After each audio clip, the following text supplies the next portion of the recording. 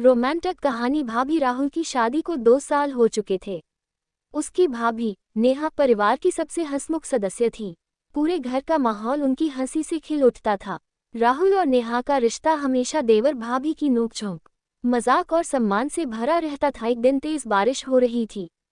घर की बिजली चली गई। सब लोग बैठक में बैठकर चाय पी रहे थे।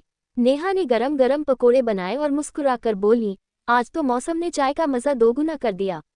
राहुल हंसते हुए बोला, भाभी, आपके हाथ की चाय और पकोड़े हों तो हर बारिश यादगार बन जाती है। नेहा ने मजाक में कहा, इतनी तारीफ कर रहे हो, लगता है कुछ काम निकलवाना है। पूरा परिवार हंस पड़ा। उस शाम बारिश, चाय और हंसी ने सबके दिलों में एक खूबसूरत याद बना दी।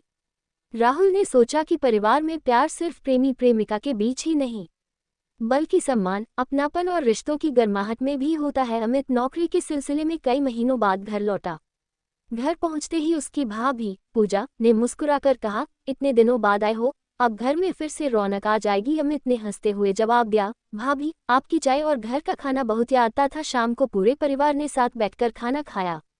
खाने के बाद पूजा ने अमित को एक छोटा सा उपहार दिया, एक डायरी। जब भी बाहर रहो, इसमें अपने सफर की बातें लिखना, उन्होंने कहा। अमित भावुक हो गया, भाभी, आपने हमेशा मेरा हौसला बढ़ाया है। कुछ दिनों बाद राखी का त्योहार आया।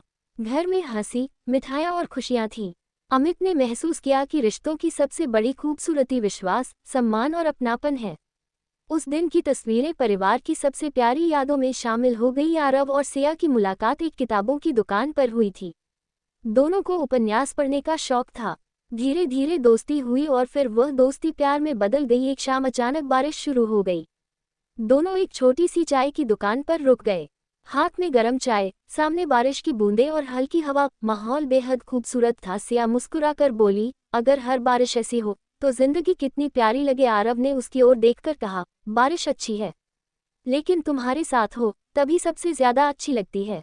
सिया हल्का सा शर्मा गई। दोनों देर तक बातें करते रहे। जब बारिश रुकी तो सड़क पर पानी में उनकी परछाइयां साथ साथ चल रही थीं। उस दिन दोनों ने तय किया कि चाहे जिंदगी में कितनी भी मुश्किलें आएं, वे एक दूसरे का साथ नहीं छोड़ेंगे।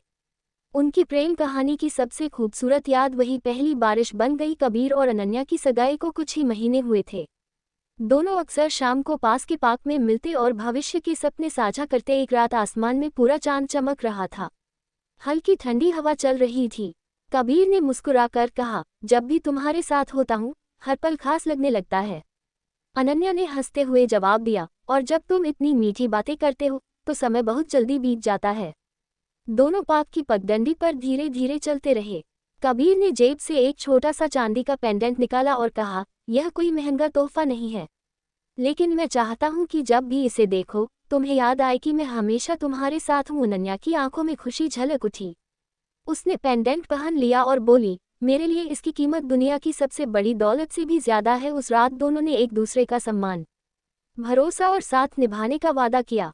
उनके लिए प्यार सिर्फ बड़े बड़े शब्द नहीं, बल्कि रोजमर्रा की छोटी छोटी खुशियों को साथ जीने का नाम था। अगर आपको भावुक, कॉलेज, शादी के बाद या थोड़ा सस्पेंस वाला रोमांस पसंद है तो मैं उस शैली में भी कहानी लिख सकता हूँ। मीरा अपने कॉलेज की लाइब्रेरी में पढ़ रही थी, तभी उसे एक पुरानी डायरी मिली। पहले पन्ने पर लिखा था, अगर यह डायरी तुम्हें मिले तो आखिरी पन्ना जरूर पढ़ना। जिज्ञासा में उसने डायरी पढ़नी शुरू की। उसमें किसी लड़के ने अपने सपनों, संघर्षों और उस लड़की के बारे में लिखा था जिसे वह चुपचाप पसंद करता था। आखिरी पन्ने पर लिखा था, अगर तुम ये पढ़ रही हो तो शायद किस्मत चाहती है कि हम मिलें। मैं हर शनिवार शाम 5 बजे इसी लाइब्रेरी की खिड़की के पास बैठता हूँ। मरा मुस्कुराई। अगले शनिवार वह तय समय पर वहां पहुंची। खिड़की के पास एक लड़का किताब पढ़ रहा था। उसने नजर उठाए और मुस्कुराकर पूछा, क्या तुम्हारे हाथ में वही डायरी है? मीरा ने सिर हिलाया। दोनों की बातचीत शुरू हुई। किताबों से शुरू हुई बातें सपनों तक पहुंची और मुलाकातें दोस्ती में बदल गईं। कुछ महीनों बाद उसी लाइब्रेरी की खिड़की के पास लड़के ने कहा, शायद उस डायरी ने नहीं, किस्मत ने हमें मिलाया है। मीरा मुस्कुराई और बोली, और अब मैं चाहती हूँ कि हमारी कहानी भी किसी किताब जैसी खूबसूरत हो। दोनों साथ साथ लाइब्रेरी से बाहर निकले। बाहर हल्की बारिश हो रही थी, लेकिन इस बार उन्हें बारिश से बचने की कोई जल्दी नहीं थी। उन्हें बस एक दूसरे का साथ अच्छा लग रहा था। दिल्ली जाने वाली ट्रेन 2 घंटे लेट थी। प्लेटफॉर्म पर बैठे आदित्य की नज़र सामने बैठी एक लड़की पर पड़ी। वह किताब पढ़ रही थी और बीच बीच में मुस्कुरा देती थी। कुछ देर बाद हवा के झोंके से उसकी किताब नीचे गिर गई। आदित्य ने किताब उठाकर उसकी ओर बढ़ाई। धन्यवाद, लड़की ने मुस्कुराते हुए कहा। मैं नंदिनी हूँ। और मैं आदित्य। ट्रेन आने में अभी समय था, इसलिए दोनों बातें करने लगे। किताबों से शुरू हुई बातचीत संगीत, यात्राओं और सपनों तक पहुंच गई। समय का पता ही नहीं चला। आखिरकार ट्रेन आ गई। संयोग से दोनों की सीटें एक ही डिब्बे में थीं। सफर के दौरान दोनों ने खिड़की के बाहर बदलते नज़ारे देखे और एक दूसरे की पसंद नापसंद जानी। दिल्ली पहुंचने से पहले आदित्य ने हिम्मत जुटाकर कहा, क्या हम फिर मिल सकते हैं? नंदिनी ने मुस्कुराते हुए अपना नंबर एक छोटे से कागज पर लिखकर उसे दे दिया। अगली मुलाकात किसी स्टेशन पर नहीं, उसने कहा, किसी अच्छे कैफे में होगी। कुछ महीनों बाद वही कैफे उनकी पसंदीदा जगह बन गया। दोनों को अक्सर याद आता कि एक लेट हुई ट्रेन ने उनकी जिंदगी का सबसे खूबसूरत सफर शुरू कर दिया था। शाम का समय था, आसमान में काले बादल छाए हुए थे। अभी ऑफिस से निकल ही रहा था कि तेज बारिश शुरू हो गई। वह पास की एक छोटी सी कॉफी शॉप में रुक गया। वहीं एक लड़की खिड़की के पास बैठी बारिश देख रही थी। उसके हाथ में कॉफी का कप था और चेहरे पर हल्की सी मुस्कान। कुछ देर बाद कॉफी शॉप में बिजली चली गई। हल्की रोशनी में दोनों की नजरें मिलीं। लड़की मुस्कुराई और बोली, लगता है बारिश हमें थोड़ी देर और यहीं रोकने वाली है।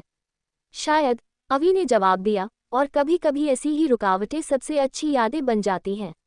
दोनों बातों में खो गए। उन्हें पता चला कि दोनों को पुराने गाने, लंबी ड्राइव और बारिश बहुत पसंद है। जब बारिश थमी तो बाहर सड़क पर पानी चमक रहा था। दोनों साथ साथ बाहर निकले। चलते चलते लड़की ने कहा, आज की शाम अचानक शुरू हुई। ... लेकिन शायद इससे यही खत्म नहीं होना चाहिए। अभी मुस्कुराया, तो फिर अगली कॉफी मेरी तरफ से। लड़की ने हाँ में सिर हिलाया।